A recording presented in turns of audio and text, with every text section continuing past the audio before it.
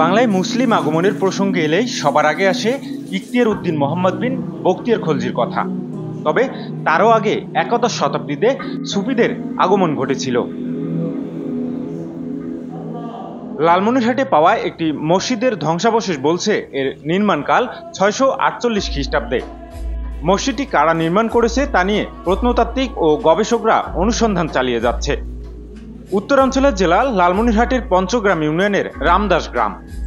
এই গ্রামেই মিলেছে এক আশ্চর্য মুসলিম নিদর্শন। প্রায় ১৩৭২ বছর আগে এই গ্রামেই নির্মিত হয়েছিল একটি মসজিদ।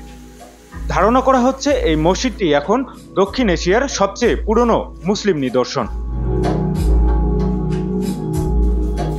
কিন্তু এত বছর আগে এখানে মসজিদ কি করে এলো তা প্রাথমিক অবস্থায় প্রত্নতাত্ত্বিকদেরও অবাক করেছিল।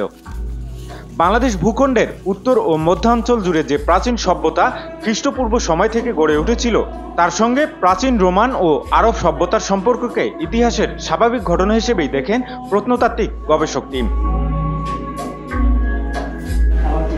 সভ্যতার সঙ্গে সভ্যতার এই সম্পর্কের সূত্র ধরেই আরব বণিকেরা লালমনিরহাটের ওই মসজিদটি নির্মাণ করেছিলেন এমনটাই মনে করেন অনেকেই। সহস্র বছরের পুরনো মসজিদের অস্তিত্ব সাড়া ফেলেছিল রামদাস গ্রামের বাসিন্দাদের মধ্যে। যেখানে মসজিদের ধ্বংসাবশেষ পাওয়া গেছে সেখানেই তারা গড়ে তুলেছে নতুন আরেকটি মসজিদ।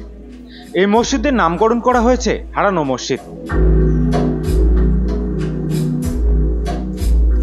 স্থানীয় অধিবাসী এবং হারানো মসজিদ কমিটির সঙ্গে যুক্ত একাধিক ব্যক্তির দাবি অনুযায়ী ধ্বংস হয়ে যাওয়া মসজিদটি নির্মাণ করেছেন মহানবী হযরত মুহাম্মদ সাল্লাল্লাহু আলাইহি সাল্লামের একজন সাহাবা, যিনি এই অঞ্চল দিয়ে চীনে পাড়ি জমিয়েছিলেন। চীনের বিস্তৃত কোয়াংটা নদীর ধারে কোয়াংটা শহরে তার নির্মিত মসজিদ ও সমাধি রয়েছে। ওই সাহাবীর নাম আবু আক্কাস রাদিয়াল্লাহু আনহু।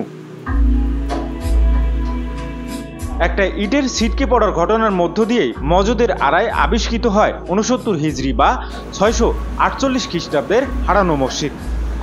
ঘটনাটি হলো আয়ুব আলী নামে রামদাস গ্রামের এক বাসিন্দা অন্য অনেকের মতো মজদের আড়াল থেকে ইট কুড়িয়ে বাড়িতে নিয়ে যান। এক পর্যায়ে কুড়িয়ে নেওয়া ইটগুলোকে তিনি পরিষ্কার করছিলেন, কিন্তু এমন সময় তিনি দেখতে পান গাদা করে রাখা ইটের স্তূপ থেকে একটি ইট যেন আলাদাভাবে ছিটকে পড়েছে।